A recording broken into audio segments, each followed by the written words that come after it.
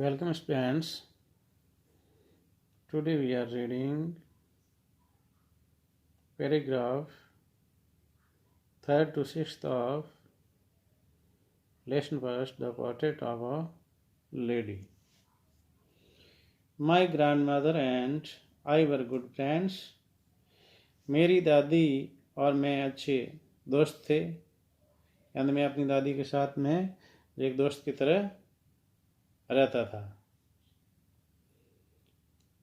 My parents left me with her when they went to live in the city and we were constantly together. मेरे माता पिता मुझे उनके साथ छोड़ गए जब वे शहर में रहने गए तथा हम लगातार एक साथ थे. यानी इसमें लेखक कहता है कि मेरे माता पिता जब शहर में चले गए थे तो मुझे दादी जी के साथ में छोड़ करके चले गए थे, तब से हम जो एक साथ रह रहे हैं. She used to wake me up in the morning and get me ready for school. वह मुझे सुबह जगाती थी और स्कूल के लिए तैयार करती थी. यानी लेखक यहाँ पर कहता है कि दादी जी मुझे सुबह जल्दी उठा दिया करते थे और विद्यालय के लिए मुझे तैयार करते थे.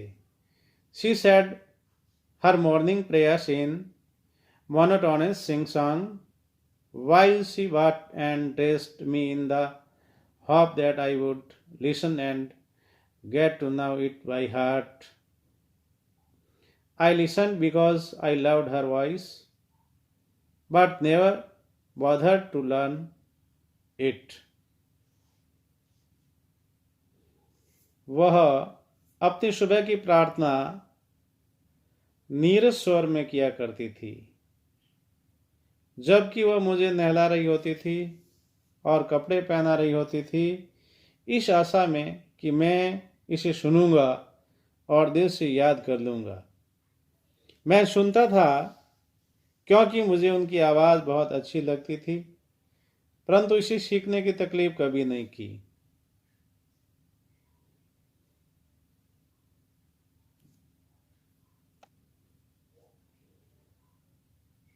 Then she would fetch my wooden slate, which she had already washed and plastered with yellow chalk, a teeny earthen ink pot and a red pen, tie them all in a bundle and hand it to me. फिर वह मेरी तख्ती लेकर आती, जिसको वह पहले से धो चुकी होती थी. तख्ती यानी स्लेट, और मुल्तानी से पोत चुकी होती थी. एक छोटी मिट्टी का स्याही की दवात और एक लाल कलम, इन सब को एक जगह बांधती और इसे मुझे देती. After a breakfast of a thick stale chapati with a little butter and sugar spread on it, we went to school. एक मोटी बासी रोटी और उस पर मक्खन और चीनी डालकर नाश्ता करने के बाद हम स्कूल जाते. She carried several stale chapatis with her for the village dogs. वह अपने साथ गांव के कुत्तों को डालने के लिए कुछ बासी रोटियां ले जाती थी. अक्सर आप देखते होंगे कि कुछ लोग जो है कहीं पर जाते हैं तो अपने साथ में कुछ रोटी वगैरह ले करके जाते हैं, जो रास्ते में कुत्तों को या गाय को खिलाते रहते हैं. इस तरह से जो है वो दादी जी के स्वभाव के बारे में लेखक हमें बता रहे हैं. My grandmother always went to school with me because the school was attached to the temple. मेरी दादी जी हमेशा मेरे साथ स्कूल जाती थी क्योंकि स्कूल मंदिर के साथ ही जुड़ा हुआ था. The priest taught us the alphabet and the morning prayer while the children sat in rows on either side of the veranda singing the alphabet or the prayer in a chorus. My grandmother sat inside reading the scriptures. पुजारी हमें अक्षर और सुबह की प्रार्थना सिखाता था। मेरी दादी अंदर धार्मिक ग्रंथ पढ़ती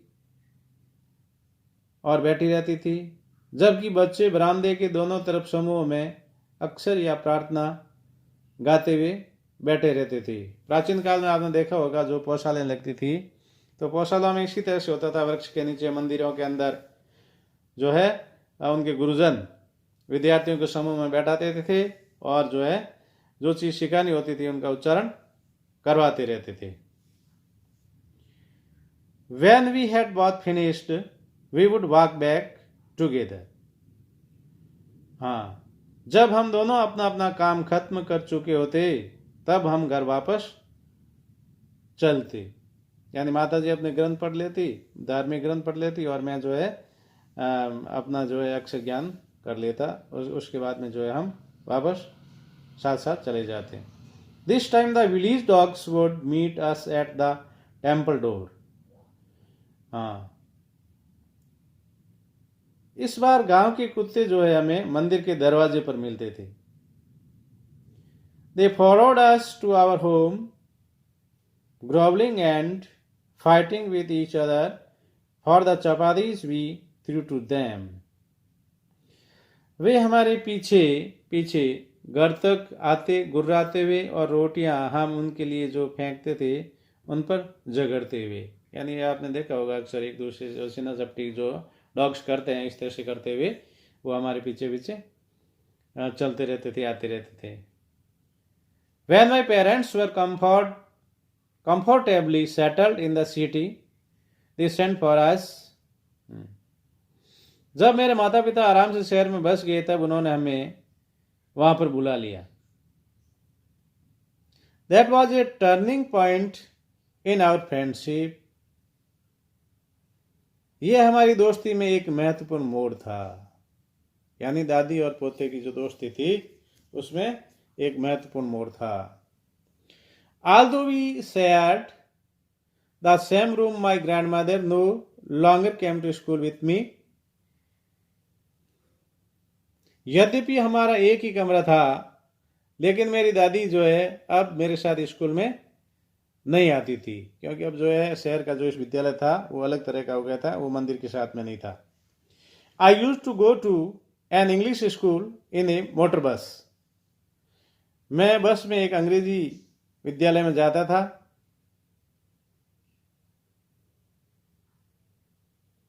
There were no dogs in the streets and she took to feeding sparrows in the courtyards of our city house.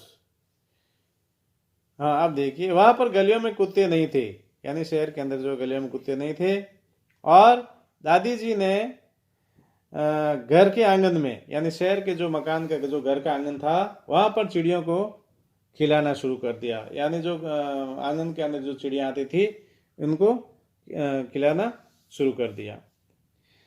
As the years rolled by, we saw less of each other. जैसे ही वर्ष बीते गए मेरा और दादी का मिलना कम होता गया।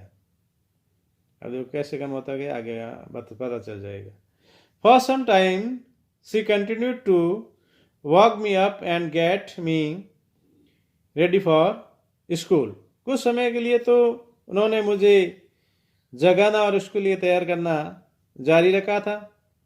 When I came back, she would ask me what the teacher had taught me. और जब मैं वापस विद्यालय से आता तो जो कुछ भी अध्यापक ने पढ़ाया होता था तो वो पूछती थी, यानी वो पूछती थी कि आज विद्यालय में तुमने क्या क्या पढ़ा मुझे बताओ। इस तरह से जो है दादी जी प्रश्न किया करती थी।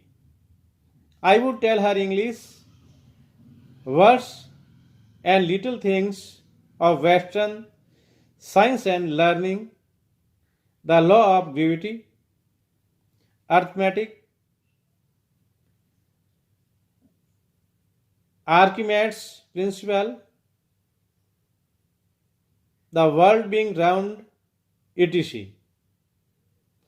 मैं उन्हें अंग्रेजी के शब्द और पश्चिमी विज्ञान और ज्ञान की बातें, गुरुत्वाकर्षण का नियम, आर्किमिडीज का सिद्धांत, धरती का गोल होना, आदि आदि बातें जो है मुझे विद्यालय में पढ़ाई जाती थी, वो मैं दादी जी को बताता था। दिस मेड हर अनहैप्पी, इससे वो नाराज हो जाती थी। नाराज क्यों हो जाती थी? क्योंकि इस तरह का ज्ञान है तो इसमें कोई धार्मिक ज्ञान नहीं मिल रहा है विद्यार्थी को, तो संस्कारों की कोई बातें ये नहीं सीख रहा है अंग्रेजी विद्यालय के अंदर, तो इससे वो दादी जी नाराज हो जाती थी। She could not help me with my lesson, वो मेरे पाठ के अंदर मेरी सहायता नहीं करती थी।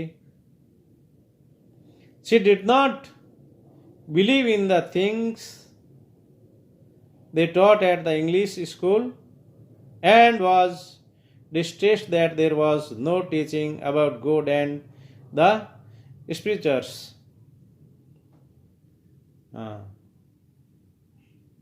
वह उन चीज़ों में विश्वास नहीं रखती थी जो वे मुझे स्कूल में पढ़ाते थे, और परेशान थी कि भगवान और धार्मिक ग्रंथों के बारे में किसी तरह की कोई पढ़ाई नहीं हो रही थी। तो इस तरह से जो है दादी जी को ये अच्छा नहीं लगता था इंग्लिश मीडियम का विद्यालय।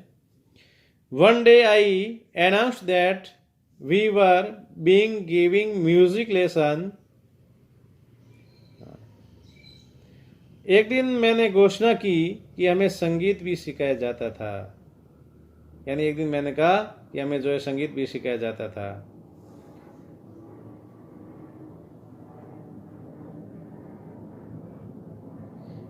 She was very disturbed,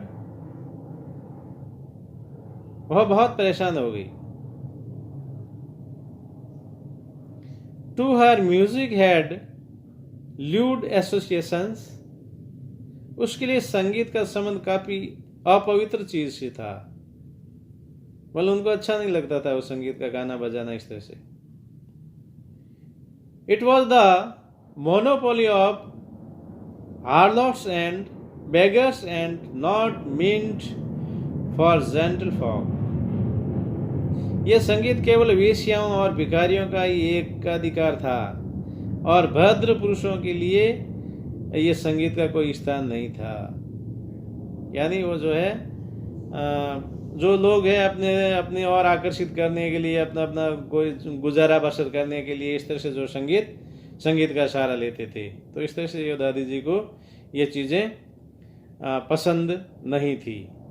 She said nothing, but her silence meant disapproval, उन्होंने कुछ भी नहीं कहा, पर उनकी जो चुप्पी का मतलब असहमति था, यानी उनको जो है ये चीज पसंद नहीं थी। She really talked to me after that, वह उसके बाद मुझसे कभी कभार ही बातें करती थी। Next paragraph, when I went up to university, I was given a room of my own, जब मैं विश्वविद्यालय जाने लग गया तो मुझे अलग से कमरा दे दिया गया। यानी जिस समय मैं बड़ा हो गया और कॉलेज में पढ़ने लगा तो मुझे सेपरेट रूम दे दिया गया, ताकि मैं अपनी पढ़ाई की अच्छी तरह से बिना डिस्टर्ब हुए तैयारी कर सकूं, देर तक पढ़ सकूं, ताकि कोई मेरे से किसी को वेदान नहीं पहुंचे और मुझे भी नहीं पहुंचे। The common link of friendship was snapped, दोस्ती का जो ये साझा संबंध था वो टूट गया था। अब क्योंकि मुझे भी ज़्यादा पढ़ना पड़ता था, मैं दादी जी को समय नहीं दे पाता था और अलग रहना पड़ता था, इस तरह से जो है हमारा संबंध टूट गया। My grandmother accepted her seclusion with resignation, मेरी दादी जी ने एकांतवास त्याग की भावना के साथ स्वीकार कर लिया। यानी दादी जी भी जो है उन्होंने जो है इसके साथ जो इस तरह का जो कंडीशन थी उसके साथ में समझौता कर लिया। She rarely left her spinning wheel to talk to anyone, वो बिरले ही अपना चरखा काटना किसी से मन की बात करने के लिए छोड़ती थी। यानी उसने वो जो चरखा जो काटती थी वो अपने काम में व्यस्त रहती थी और कभी कभार किसी से बातचीत करती थी। From sunrise to sunset she sat by her wheel spinning and reciting prayers. सूर्यास्त से लेकर के सूर्योदय तक वह चरखा काटती हुई, प्रार्थना करती हुई बैठी रहती थी। फ्रॉम सनराइज टू सनसेट यानी सूर्योदय से लेकर के सूर्यास्त तक। सनराइज, सनराइज यानी सूर्योदय, सनसेट यानी सूर्यास्त, यानी सूर्योदय से लेकर के सूर्यास्त तक जो है वो प्रार्थना करती रहती थी और अपने चरखे पर जो है वो ऊन काटती रहती थी। Only in the afternoon she relaxed for a while to feed the sparrows. केवल दोपहर को ही वो चिड़ियों को खिलाने के लिए आराम करती थी।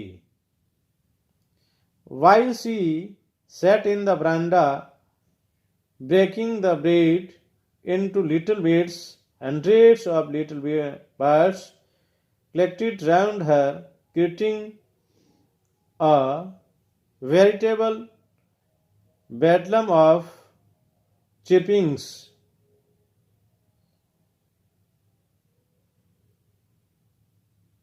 जबकि वह बरामदे के अंदर रोटियों के टुकड़ों को तोड़ती हुई बैठी रहती थी, यानी छोटे छोटे टुकड़े जो है उन पक्षियों को खिलाने के लिए, चिड़ियों को खिलाने के लिए बैठी रहती थी। सैकड़ों छोटे पक्षी, छोटी छोटी चिड़िया जो थी तरह तरह की ध्वनियां करते हुए, आवाजें निकालते हुए, ची ची इस तरह से उनके चारों ओर इकट्ठा हो जाया करती थी।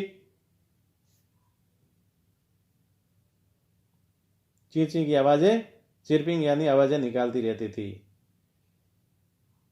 Some came and perched on her legs, others on her shoulders. कुछ आते ही उनके पैरों में बैठ जाते, यानी कुछ पक्षी आकर के उसके पैरों के पास में बैठ जाते, दूसरे उनके कंधों पर बैठे होते, यानी कुछ पक्षी होते हैं जो हाइट में बैठना चाहते हैं, वो उनके कंधों पर बैठ जाते। यानी इतना जो है पक्षियों से उसको जो है स्नेह हो गया था दादी माँ को, ये पक्षी जो है, पक्षियों ने जब उनके साथ में जो है इस तरह का मित्रवत व्यवहार प्रारंभ कर दिया था। She smiled but never shooed them away. वो मुस्कुराती थी पर उन्हें कभी भी दूर नहीं भगाती थी। यानी कंधे पे बैठ गया, सिर पे बैठ गया कोई पक्षी तो मुस्कुराती रहती थी, लेकिन कभी भी उसने जो उनको उड़ाया नहीं, दूर नहीं भगाया। It used to be the happiest half hour of the day for her. ये उनके लिए दिन का सबसे खुशनुमा क्षण होता था। यानी इस तरह से जो है उनको पक्षियों को खिलाने में बहुत ही आनंद आता था और वो जो है बहुत ही आनंद को महसूस करती थी और बहुत ही आनंददायी क्षण उस समय का होता था। Thank you.